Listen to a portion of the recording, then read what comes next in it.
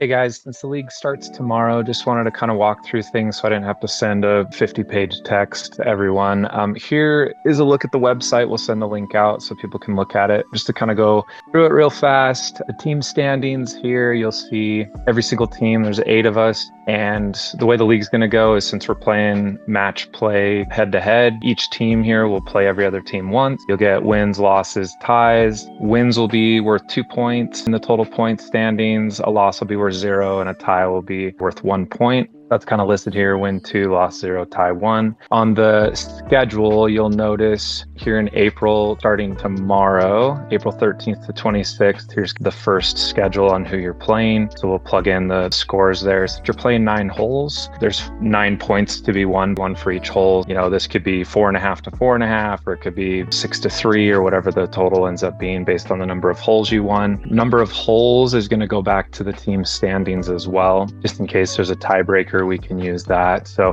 playoff tiebreaker, we'll look at total points to rank everyone, then head to head on the 2 teams that played each other. And then if there's multiple teams tie, then holes won we can use as a tiebreaker there if needed. There's also a bonus point that will be given in the total points if your match is played in the scheduled dates. If we look at the schedule, the 4 of you play between April 13th and April 26th. If your team wins, you get 2 points. Because you played during that timeline, you get an additional point. So 3 points for the win. A loss, you would get 1 point for playing in that timeline and 0 points for the loss. So 1 total. Tie would give you 1 point for the tie plus an additional point, a bonus point for playing between April 13th and April 26th. We're also going to have individual standings where, you know, if someone shoots a 90, then we'll subtract the total strokes and give them a net score.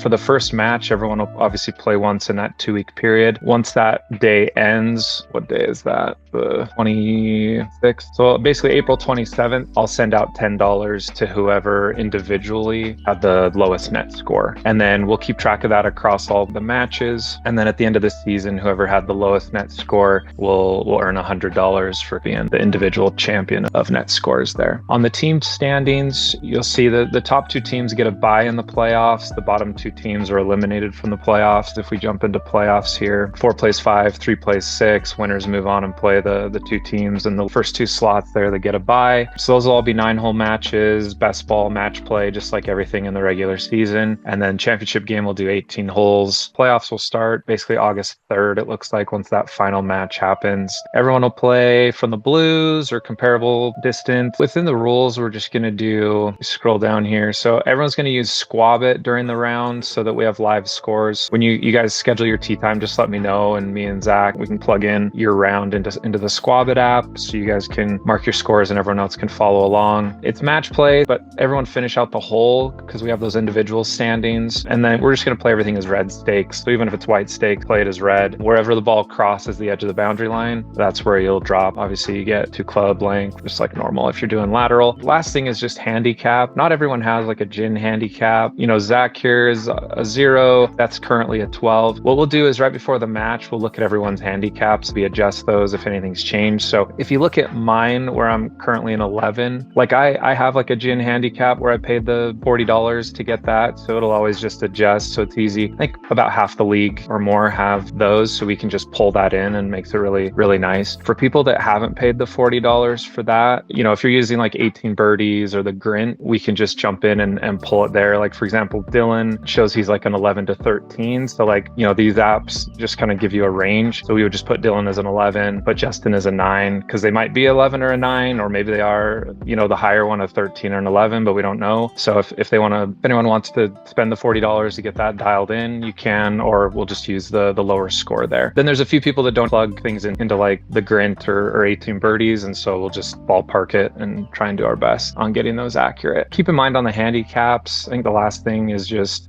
my handicap is a 10.7, but you'll notice that if you actually look at all of my scores here, my average score is like an 88, which, you know, puts me at like 16 over. So it looks at your last 20 rounds, takes the 8 best and drops off the 12 worst, and then averages your 8 best rounds, which my 8 best rounds obviously have me at a 10.7. So yeah, just keep in mind, it's not looking at like, what do I normally average? All right, guys, I'll send this off. Book your tee times. Let me know. Thanks. Bye.